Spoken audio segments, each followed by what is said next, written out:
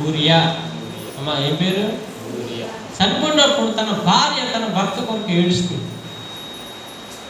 చాలామందికి ఆ ఏడుపు చాలా ఎక్కువ ఉంటుంది.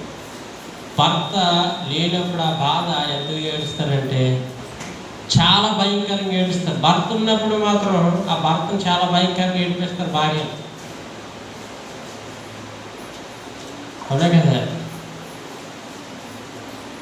ఇది చాలా ప్రాముఖ్యం.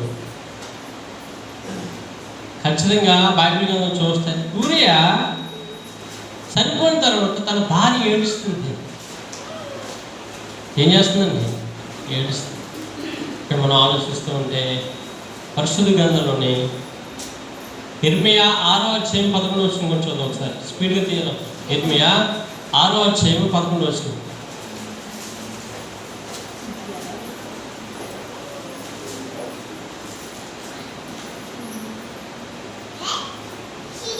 ఇర్మియా 6వ అధ్యాయం 11వ వచనం చూడండి.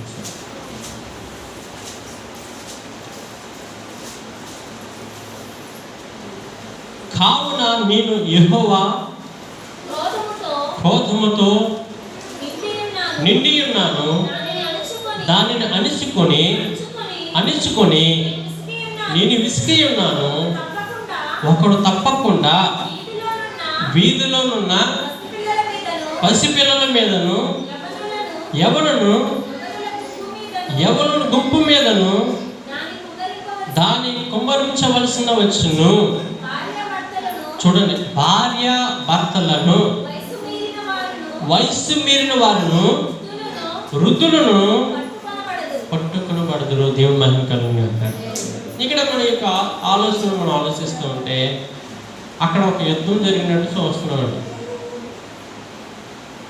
ఇక్కడ మత్తయి సువార్త 19వ అధ్యాయం 10వ వచనం చూద్దాం ఒకసారి. మత్తయి సువార్త 19వ అధ్యాయం 10వ వచనం.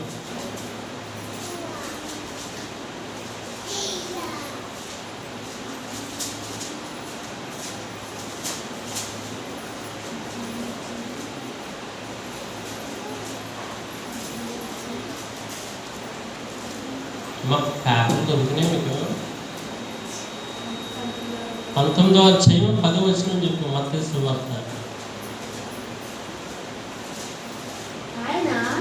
ఆయన శిశువులు చూడండి, భార్య భర్తలు ఉండు సంబంధము ఇట్లయితే పెళ్లి చేసుకునుట యుక్తము కాదని ఆయనతో చెప్పేది. ఇక్కడ లూకా సువార్త 16వ అధ్యాయం 18వ వచనం కూడా చదువుతాం.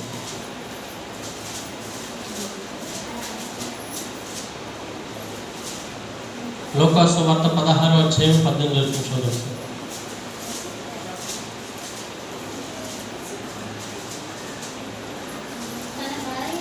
తన భార్యను విడనాడి మరి ఒకతను వివాహం చేసుకొని ప్రతివాడు వ్యభిచరించుచున్నాడు. భర్తను విడిచిన దానిని వివాహం చేసుకున్నవాడు వ్యభిచరించుచున్నాడు. ఇక్కడ మనం ఆలోచించాలి మెయిన్ పాయింట్. ఇప్పుడు భార్య భర్తలు పెళ్ళయింది. భార్య భర్తలు పెళ్ళయింది. ఇప్పుడు మోసే ధర్మశాస్త్రం ప్రకారం చూస్తే భర్త చనిపోయిన తర్వాత తన యొక్క సహోదరుడు ఆమెను పెళ్లి చేసుకోవాలి, అతని గారు పెళ్లి చేసుకోవాలి. అది అక్కడ ఇచ్చాడు ఆయన. మోసే అక్కడ ప్రకటించాడు, ఇక్కడ ప్రకటించలేదండి. ఇక్కడ మనం ఆలోచిస్తూ ఉంటే ప్రాముఖ్యంగా తన భర్తను విడనాడి మరి ఒక్కని వివాహం చేసుకునే ఎడల వ్యభిచారి. ఇప్పుడు చాలామంది ఏ కదా జరిగితే చెప్పాలి ఏంటన్నా, ఏ కదా. అదే రీతిలో చూస్తే ప్రతివాడు వ్యభిచారించు భర్తను విడిచిన దానిని చూడండి, భర్తను విడిచిన దానిని వివాహం చేసుకున్నవాడు వ్యభిచారించుచున్నాడు. ఇక్కడ మనం 2 పాయింట్లు ఆలోచించాలండి. ఒకటి, భార్య తన భర్తను విడిచింది. రెండోది, భర్తను విడిచిన ఒక స్త్రీని ఒకటి పెళ్లి చేసుకుంటే ఇద్దరు వ్యభిచారమే చేసిన వాళ్ళు. అమ్మా ఏమంటారండి? మీ పాయింట్ అర్థం కావాలి. భార్య భర్తలు పెళ్ళయింది, కొన్ని సంవత్సరాలు జీవిస్తున్నారు. భార్య తన భర్తను విడిచిపెట్టి వేరొక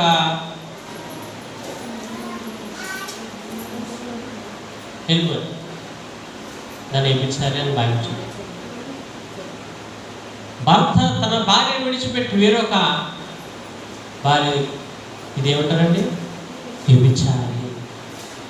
ఇప్పుడు మనం ఆలోచిస్తూ ఉంటే బైబిల్ తన భర్తను విడినాటి అని ఉంది. తన భర్తను విడినాటి. ఇప్పుడు చాలా ప్రాముఖ్యంగా ఆలోచిస్తూ ఉంటే భార్య భర్తలు కలిసి ఉండాలండి, విడిపోవాలండి. ఇక్కడ 1 కొరింథీ 7:2 ఏమంటే, అయినను జారత్వములో జరుగుచున్నందున ప్రతి వానికి సొంత భార్య ఉండవలను, ప్రతి స్త్రీకి సొంత భర్త ఉండవలను. ఇక్కడ మనం ఆలోచిస్తూ ఉంటే 1 కొరింథీ 7:2 స్పష్టంగా ఆలోచిస్తూ ఉంటే, అయినను జారత్వము జరుగుచున్నందున ప్రతి వానికి సొంత చెప్పాలి ఏముండాలండి? సొంత భార్య ఉండవలను, ప్రతి స్త్రీకి సొంత భర్త ఉండవలను. ఇక్కడ మనం ఆలోచించాలి. దయచేసి భార్య భర్తలు చాలా ప్రాముఖ్యత ఇస్తుంది. భార్య భర్తలు ఎలా జీవించాలంటే ఎలా జీవించాలి బైబిల్ స్పష్టంగా. ఇప్పుడు చాలామంది కుర్రలు నాకు పెళ్లి చేసింది అంటున్నారు, చాలామంది కుమార్తెలు నాకు పెళ్లి చేసింది అంటున్నారు. ఒక వయసుకు వచ్చిన ఆటోమేటిక్గా పెళ్లి చేసేస్తారు. ఇక్కడ మనం ఆలోచిస్తూ ఉంటే పెళ్లి చేయమని వాక్యం రీతులు దేవుడే చెప్పినాడండి. పెళ్లి చేయమని వాక్యం రీతులు దేవుడే చెప్పినాడు. ఇక్కడ మనం ఆలోచిస్తూ ఉంటే మనం ఒక్కసారి పైకి వెళ్తే తన భర్తను విడిచి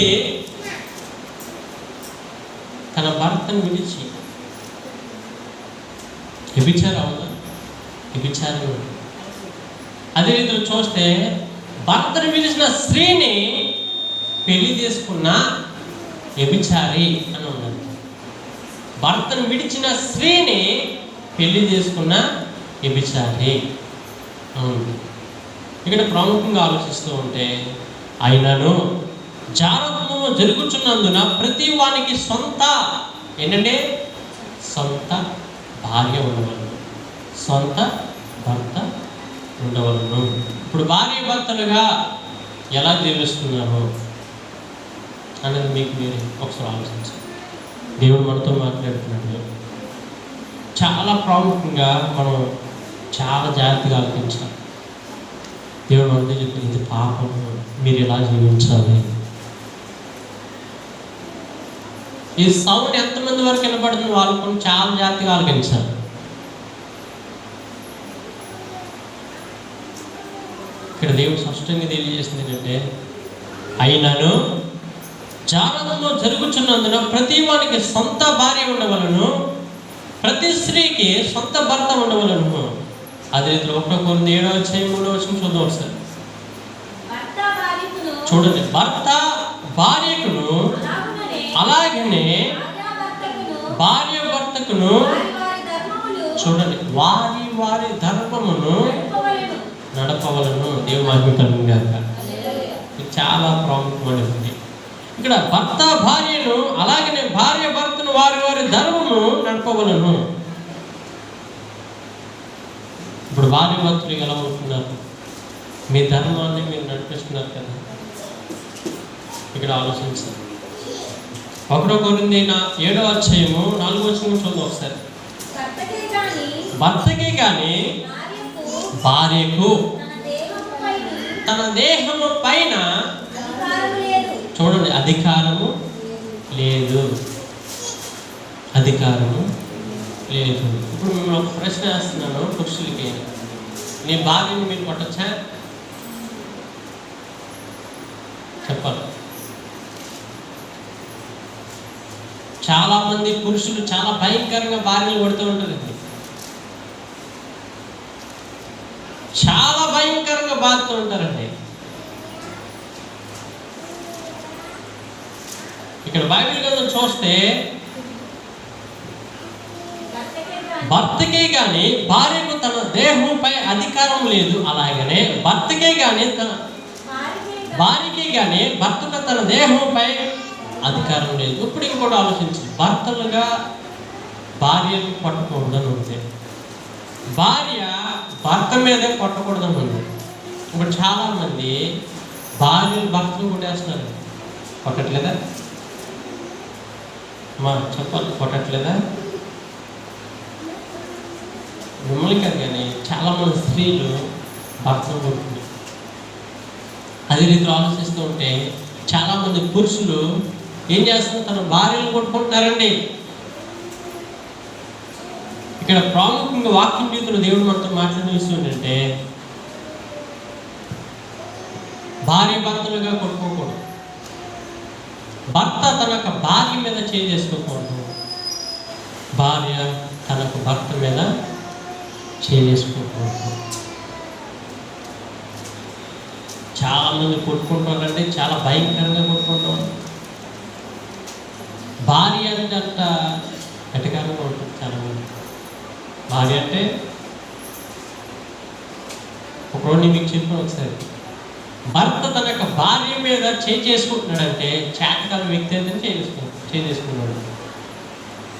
పాయింట్ మీకు అర్థమైంది? భర్త తన యొక్క భార్య మీద చేసుకుంటాడంటే చేతకాల వ్యక్తి అయితేనే చేసుకుంటాడు. ఈ విషయం మర్చిపోయి అదే రీతిలో ప్రాముఖ్యంగా భార్య భర్తలు కొట్టుకోకూడదని దేవుడికి వాక్యం.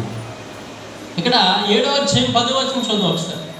మరియు పెళ్ళి అయిన వారిని నేను కాదు ప్రభువే ఆజ్ఞాపించినవేమనగా, భర్త భార్యను ఎడబాయకూడదు. అమ్మా ఏం చేయకూడదు? ఏం చేయకూడదు? విడిపోకూడదు. ఇప్పుడు ఉదాహరణ చెప్తున్నాడు. ఎందుకు విడిపోతున్నారంటే, అక్రమ సంబంధం పెట్టి తిప్పుతున్నారు. చెప్పలే పెద్ద అంతేనా?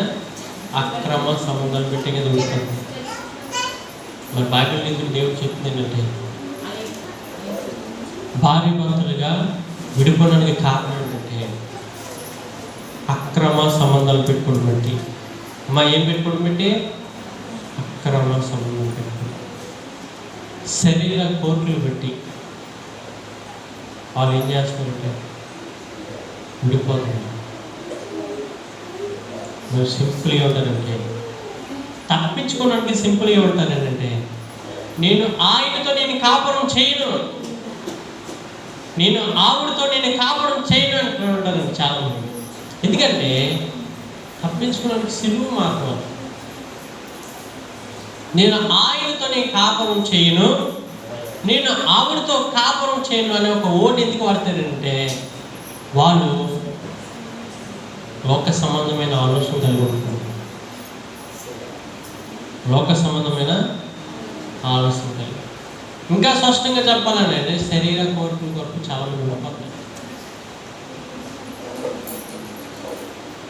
ఇప్పుడు అందుకని భార్య భర్తలుగా దేవుడు ఒక వాక్యం ఏమంటే, ఖచ్చితంగా భార్య భర్త దేహాల మీద అధికారం ఎవరికి లేదు. అందుకని భర్త భార్యను కొట్టుకోవద్దు, భర్త భార్యని చేసుకోకూడదు. చిన్నదానికి పెద్దదానికి చేసుకుంటే చేతకాల వ్యక్తి అయితేనే ఆ భర్త కొడుతాడండి. అది బట్టి 7వ అధ్యాయం 11వ వచనం చదవచ్చు. 1 కొరింథీ 7వ అధ్యాయం 11వ వచనం. ఎడబాసిన ఎడల చూడండి, పెళ్లి చేసుకోకూడదు, లేదా తన భర్తతో సమాధానం పడవలను, మరియు భర్త తన భార్యను. ఇక్కడ మనం ఆలోచించాలి, విడిపోయిన వ్యక్తి పెళ్లి చేసుకోకూడదు, సమాధానం పడాలండి. తప్ప ఎవరిది? ఏంటి ఏం పడాలండి? సమాధానం. అదే రీతిలోనే చాలామంది సమాధానం పట్టలేదండి. చాలామంది సమాధానం ఎన్నో విషయాలు చూస్తున్నామండి. దేవుడి సేవకుడిగా నేను చిన్నవాడినే సరే ఎన్నో విషయాలు మాకు తెలుసు.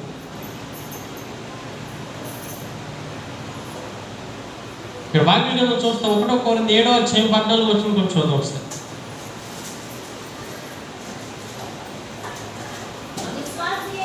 అవిశ్వాసులైన భర్త భార్యను బట్టి పరిశుద్ధపరచబడును, అవిశ్వాసురాలైన భార్య విశ్వాసులైన భర్తను బట్టి పరిశుద్ధపరచబడును. లేని ఎడల మీ పిల్లలు అపవిత్రులైందురు. ఇప్పుడైతే వారి పవిత్రులు. 1 కొరింథీ 7:16 చూద్దాం సార్. ఓ స్త్రీ, నీ భర్తను రక్షించుదువో లేదో నీకేం తెలియను? ఓ పురుషుడా, నీ భార్యను రక్షించుకుందువో లేదో నీకేమి తెలియను? ఇక్కడ మనం ఆలోచించాలి. చాలా ప్రాముఖ్యమైన విషయం ఉంది. అదే 7:39 చూద్దాం సార్. 1 కొరింథీ 7:39 చూద్దాం సార్. భార్య తన భర్త బ్రతుకున్నంత కాలము బద్ధురాలే ఉండవలను.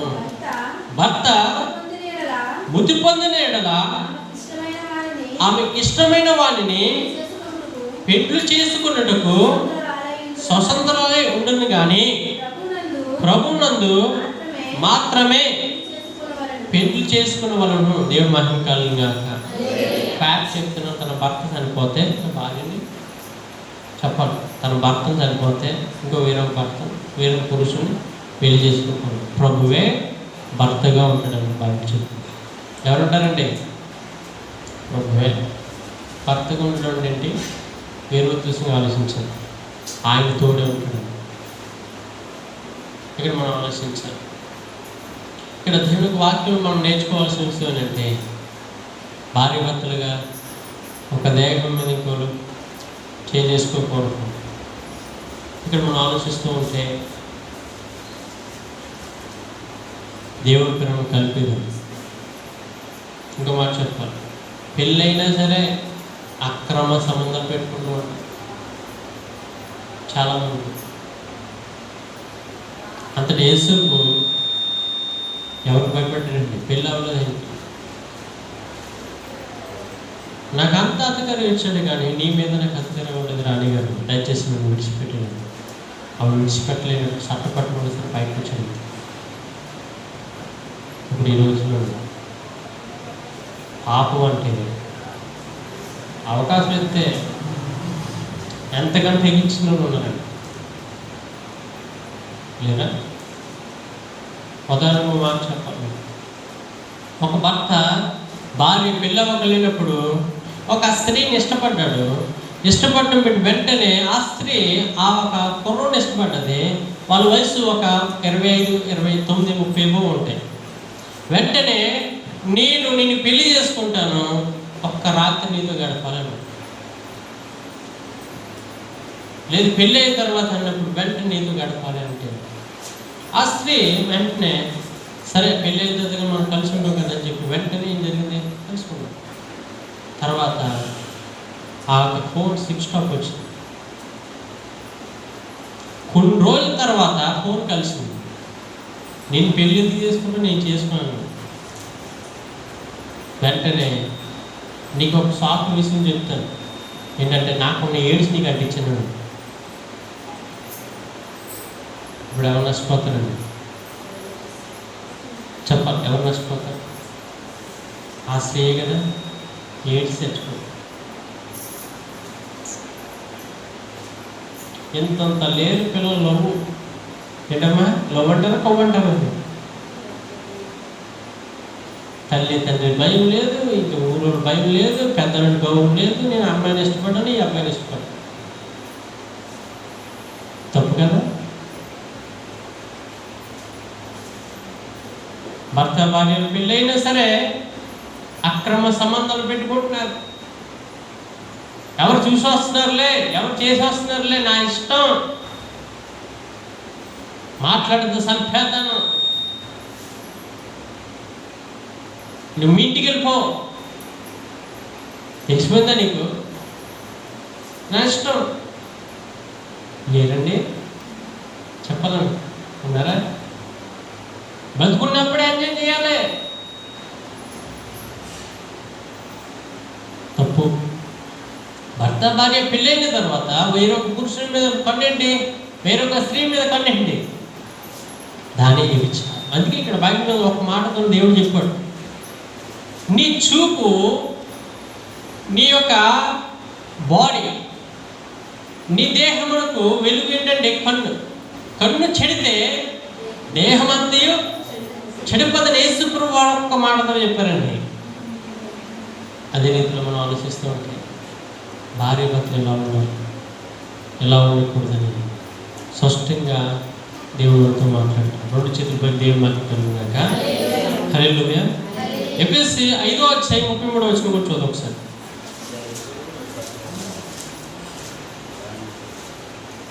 ఎఫెసీ 5:33 చూద్దాం ఒకసారి.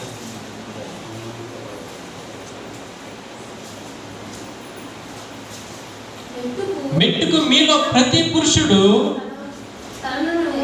తనను వలె తన భార్యను ప్రేమింపవలెను. భార్య అయితే తన భర్త యందు ఏం కలిగి ఉండాలంటే భయము కలిగి ఉండినట్లు చూచుకొనవలెను. ఇక్కడ మనం చాలా ప్రాముఖ్యంగా ఆలోచిస్తూ ఉంటే, మెట్టుకు మీలో ప్రతి పురుషుడు తన వలె అంటే ఏంటంటే, తన వలె అంటే ఏంటంటే, ఇప్పుడు మన బాడీ, ఒక పురుషుడు బాడీ చాలా జాగ్రత్తగా ఒక ముళ్ళు గుచ్చుకుందని నొప్పి వస్తుంది కదా. అదే రీతిలోనే తన భార్య మీద చేసుకుంటే తన మీద చేసుకున్నట్టు. మా పాయింట్ మీకు అర్థందా? మా చెప్పాలి, తన భార్య మీద చేసుకునే పురుషుడు తన మీదే చేసుకున్నట్టు భార్య భర్తలు గుర్తుపెట్టుకోవాల్సిన విషయం. ఇప్పుడు చాలా ప్రాముఖ్యమైన విషయం ఏంటంటే, పురుషుడు తన భార్య మీద చేసుకుంటే తన మీదే చేసుకున్నట్టు. అదే రీతిలో చూస్తే భార్య అయితే తన భర్త యందు ఏం కలిగి ఉండాలండి? భయము కలిగి ఉండాలి. అమ్మా, భయాలు ఉంటాయా? మీ భర్త యందు భయం ఉంటుందా?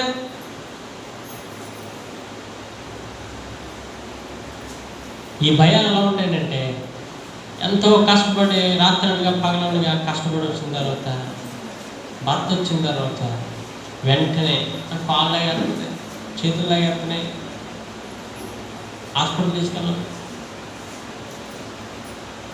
కొందరు నటన మీరా స్త్రీలు నటిస్తారండి.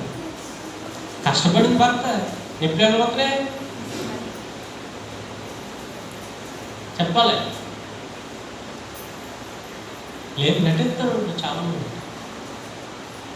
మీ పుట్టింటూరు వస్తున్నారంటే దెబ్బకి మీ అమ్మ వస్తుందని అమ్మాయి దగ్గరికి చెప్తే ఆ నీరసంతో పోతుంది. ఏం పోతుందండి? నీరసం పోతుంది. మా అమ్మలు వస్తున్నారు వంట చేయనంటే నీరసం వచ్చింది. వాళ్ళ అమ్మలు కానీ అత్తగారులకి రెఫరెన్స్ అదే. అమ్మాయి అన్నీ నేను డీటెయిల్స్గా సర్వీస్ చేసిన కనుక చెప్తున్నాను. చాలా బుక్స్ నుంచి అందిస్తున్నాం కదా. మెంటాలిటీ కూడా ఎలా ఉంటుంది మంచి ప్రాథమికంగా దేవుడు అడుగుతాం. ఇక్కడ మనం ఆలోచిస్తూ ఉంటే భయం అంటే ఎవరు ఏదో భయభక్తులు కలిగి ఉంటారనంటే, భార్యకి భయపడాలి, భర్తకి భయపడాలా చెప్పాలి. ఇక్కడ బైబిల్గా మనం చూస్తే, మెట్టుకు మీలో ప్రతి పురుషుడు తనను వలె తన భార్యను ప్రేమింపవలెను. భార్య అయితే తన భర్త యందు భయము కలిగి ఉండినట్లు ఏం చేయాలంటే చూచుకునవలెను. ఇది చాలా ప్రాముఖ్యమైన విషయం. నేను మీతో మాట్లాడుతున్నాను, వాక్యం మీతో మాట్లాడుతున్నాను. పాయింట్ అందరికి వర్తిస్తాడు. పాస్టర్ గారు ఆడంలే అంటారు, పురుషులు అన్నట్లు అలా ఒకటే, ఈ ఒకటే అన్నది కాదు, వాక్యం అందరికి వర్తిస్తుంది. అంతేనండి. నేను పక్షపాతం కాదు, వాక్యం వివరణ చెప్తుంది. దయచేసి మీరు మనసులో వేలు పెట్టుకోవద్దు. కొలసి 3:18 చదువు ఒకసారి.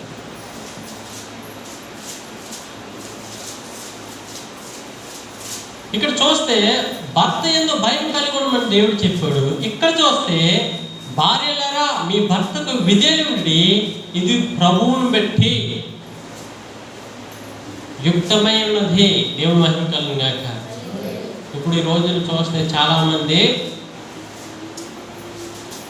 భార్య తన భర్తకు భయపడలేదు, భార్యకు భర్త భయపడుతున్నాడు. అంతే కదమ్మా. భర్త ఎందుకు విధేయత కలిగి ఉండట్లేదు, కానీ భార్య ఎందుకు విధేయత కలిగి జీవిస్తున్నారు. నిజంగా దేవుడికి వాక్యం ఆలోచిస్తాను. నీవు నీ భర్త పట్ల భయం ఉండాలి. భయంతో కూడిన గౌరవం అండి. భయం అంటే కుటేస్తాన్ని కాదండి. అమ్మ ఏముండాలి? భయం ఉన్నది ఏంటంటే ఇలా ఇక్కడ ఆలోచిస్తూ ఉంటే ప్రాముఖ్యంగా భర్తలారా మీ భార్యకు విధేయుడి అని ఉందా? భార్యలారా అని ఉందా? భార్యలారా మీ భర్తకు విధేయుడి, ఇది ప్రభువును బట్టి యుక్తమై ఉన్నది. కొలసి 3:19 ఒకసారి. భర్తలారా మీ భార్యను ప్రేమించుడి, వారిని బాధ పెట్టద్దు. ఏం పెట్టకూడదండి? మనం ఏం పెట్టకూడదు? భర్త భార్య ఏం చేయకూడదండి? బాధ పెట్టకూడదు. వాళ్ళు ఏడిస్తే మీకే మంచిది కాదు. పెళ్ళైన వాళ్ళకి ఒకటే చెప్తున్నాను, భర్త తన భార్యను బాధ పెడితే ఏడిపిస్తే మంచిది కాదని దేవుడే చెప్పాడు. భర్త పట్ల భయం లేకుండా విధేయత లేకుండా జీవిస్తే ఆ భార్య గుణవంతురాలు భార్య కాదు. అమ్మ ఏ భార్య కాదు? భర్త పట్ల ఒక భయము, ఒక గౌరవం లేని స్త్రీ గుణవంతురాలు భార్య కాదు. అది లేదు. భర్త తనకు భార్యను ప్రేమించలేని ఎడల బాధ పెడితే భర్త మంచి వ్యక్తి. ఇక్కడ మనం ఆలోచిస్తున్నాం, ముగిస్తున్నాం. భార్య భర్తలు అంటే చాలా ప్రాముఖ్యమైనది. అదే రీతిలో ఆలోచిస్తే ఇలాగ ఉండాలని దేవుడు చెప్తున్నాడు. ఇప్పుడు ఎక్కడికైనా పెళ్ళిళ్ళకి వెళ్తాయి, ఎక్కడికైనా పండుగలకి వెళ్తాయి, ఎక్కడికైనా బయటికి వెళ్తాయి,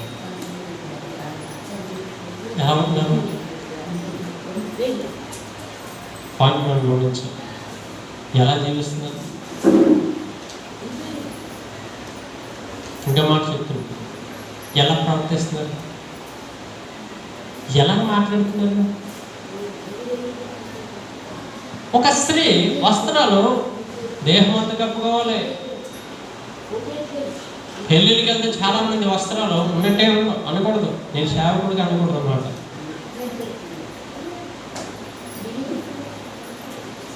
ముఖం మీద చెప్తాను. చర్చికి వచ్చినప్పుడు చాలా జాగ్రత్తగా వస్తాం, బయటికి వెళ్ళినప్పుడు నేను ఇష్టం వచ్చినట్టు వెళ్తాం. మరి దాన్ని వేషధారణ అంటారా? చెప్పాలమ్మా, ఏమంటారు? వేషధారణ. వస్తువులు నేను పెట్టుకుంటే నేను నీ వస్త్రధారణ ఎలా ఉంది? పురుషుడు ఉన్నప్పుడు, భార్య దగ్గర ఉన్నప్పుడు చాలా జాగ్రత్తగా మాట్లాడతాడు. భార్య లేనప్పుడు ఇంకా నోరు రెచ్చిపోద్ది అంతే. ఎటకారం లేరా పురుషులు?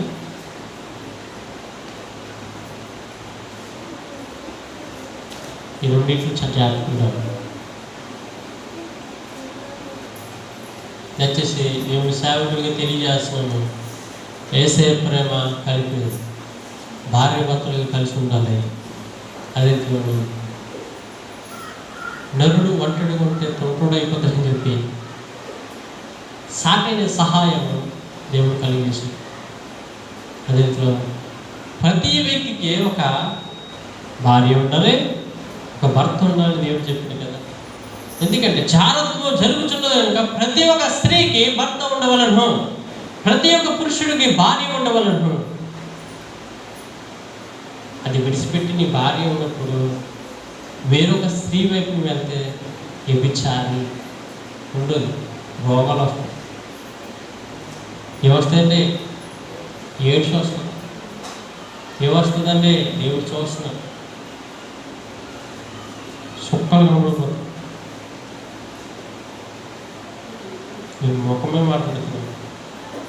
చాలామంది ఒళ్ళు అనుకున్న బ్రతుకుతారండి. వాయావర్షం లేకుండా ఎడగారంగా మాట్లాడుతూ ఉంటారు. స్త్రీలు మోహంగా చూపే పాపం బాగా స్పష్టంగా తెలియజేస్తుంది. రచ్చగొడతారు పురుషుల్ని. నువ్వు నీ పిల్లల్ని విడిచిపెట్టి నా దగ్గరకు వచ్చే, నువ్వు హ్యాపీగా బ్రతుకుదాం. కుటుంబం పాడు చేసి ఫెయిల్ లేరండి.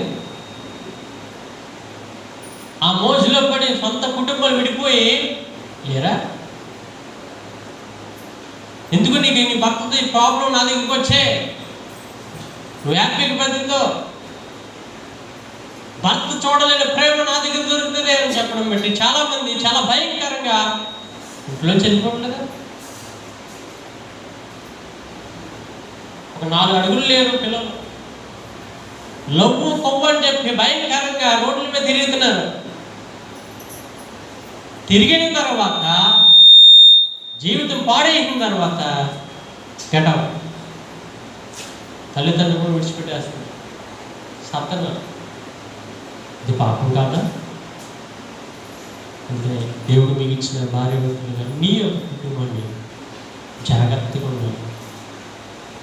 నీ భార్యను బాధ పెట్టకూడదని భార్య చెప్తున్నారు. నీ భర్తకు భయం కలిగి విధేయత కలిగి లోపడలేని కులమంత్రాల స్త్రీ అవ్వదు, మూర్ఖురాల స్త్రీ అవ్వదు. అది ఇంట్లో ఆలోచిస్తే నీ తల్లిని నీ తండ్రిని సన్మానించమంటే ఏంటంటే వాళ్ళని బాధ పెట్టకూడదు. అదా వాళ్ళు చెప్తారు. భార్య భర్తలుగా ఉన్నప్పుడు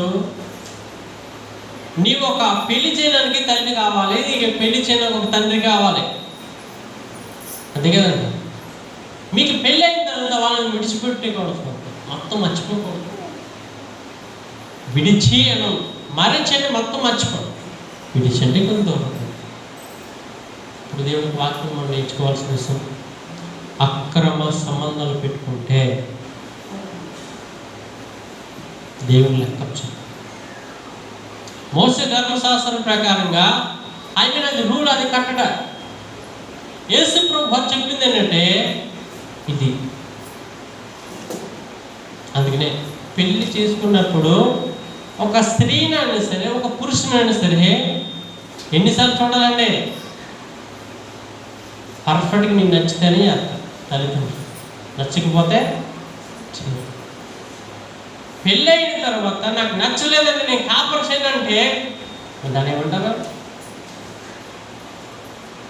పాపమే కదా. అది బట్టి దేవుడు సేవకుడిగా తెలియజేస్తున్న వాక్యం నిధులు వేసే చెప్పాడు. దయచేసి మీరు ఖచ్చితంగా వాక్యం ప్రకారం జీవితం జీవించారా మీరు బాగుంటారు. దేవుడు మిమ్మల్ని గొప్పగా జీవిస్తాడు. అది కాదు నా ఇష్టం వచ్చినట్టు జీవిస్తానంటే జీవితాన్ని పాడు చేసుకుంటే భారీ విడిపోయి చాలామంది రోడ్ల మీద అడుక్కుంటారండి. తెలిసే ఈ ఫోన్లు వచ్చిన తర్వాత చాలా భయంకరంగా తయారైపోయారండి. ఈ సోషల్ మీడియా ఇంటర్నెట్లో వచ్చిన తర్వాత చాలా భయంకరంగా లేరా? నువ్వు చాలా ఒక భర్తగా నీ భార్యను పొగుడుతున్నావా? లేదు, పక్కన అమ్మాయిని పొగుడుతున్నావు. పెళ్ళైనప్పుడు చాలా మంది ఉన్నారు. పెళ్ళైందని నా పిల్లలు వచ్చిందని నాన్న అందరూ పోయింది కదా. చాలామంది స్త్రీలు ఊత పదం వాడతారు. ఏంటంటే స్పష్టంగా ఆడే విషయం ఏంటంటే అది ఆడవాళ్ళకే బాగా తెలుస్తుంది. మోజు తీరిపోయింది కదా, నాకు అవసరం లేదు. రాంగ్ పట్టుకుని మాట్లాడుతూ ఉంటారు స్త్రీలు. ఎవరండి? భర్తలు కూడా ఏమంటారు? మీ అక్క ఉందే, మీ చెల్లి ఉందే అని ఎక్కారం ఏంటి? అక్క చెల్లి అని ఎక్కారంగా ఒక పురుషుడు పెళ్లి పెళ్ళైన పురుషుడు అలా మాట్లాడచ్చా? గట్టిగా మాట్లాడవు. మీ అక్కని తీసుకొచ్చేస్తాను, మీ చెల్లిని తీసుకొచ్చేస్తాను. బెదిరింపు లేరండి.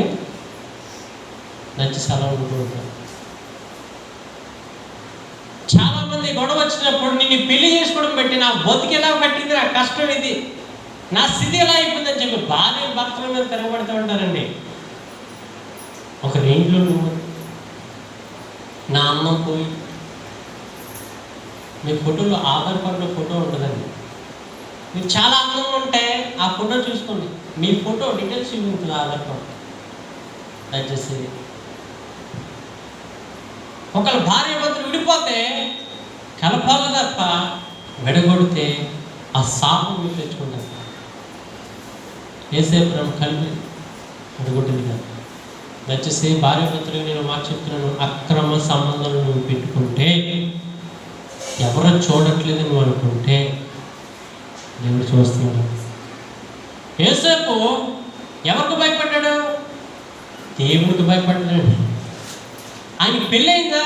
అవ్వలేదు. చాలా అందంగా ఉన్న వ్యక్తి, అంతటా బలంగా ఉన్న వ్యక్తి. రాణి గారు యోసేపు మీద కన్ను వేసిన వెంటనే ఎంత ఘోరమైన పాపం చేస్తే దేవుడి దగ్గర నేను ఎలా తప్పించుకోగలను, నేను ఈ పాపం చేయని చెప్పి బయటకు వచ్చి సట్ట పట్టుకుంది. వెంటనే బట్టలు చూడుకొని సట్టకుండా ఆమె చేతిలో ఉంటుంది. క్యాక్ వేసి నడిచింది. సరసాలకు పెట్టినా సరే తన పరిశుద్ధతను కాపాడుకున్నాడు. కాపాడుకున్నా లేదా? కాపాడుకున్నాడు. దయచేసి క్రైస్తవులుగా ముందుకు అన్యుల ఆచరణ ప్రకారంగా ఉంటుంది. ఒక జాతర జరిగితే అక్కడ ఏ విచారం ఒకటి తెలిసే విషయం. నీకు ఆ జాతర పని నీకు అవసరం ఏంటి?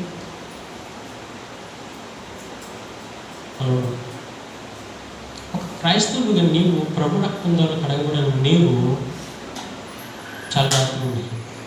ఒకరోజు ఒక అమ్మాయి ప్రశ్న వేస్తుంది, భార్య భర్తలు కలిసి ఉండేది పాపం కాదని నేను అడిగింది. అంతే. ఎవరో పాస్టర్ గారే, భార్య భర్తలు కలిసి ఉండేది దేవుడే కలిపడేది, అది పాపం. భర్త భార్య కలిసి ఒక వ్యక్తులు వేరే అక్రమ సంబంధాలు పెట్టుకుంటే అది పాపం. దయచేసి మీరు సూటిగా మిమ్మల్ని ఒకటే ప్రశ్న వేస్తున్నాను, నీ భర్తకు భయం కలిగి జీవిస్తున్నాడు, నీ భర్తకు విధేయత కలిగి జీవిస్తున్నాడు. అది స్త్రీలు గమనించుకోవాల్సింది.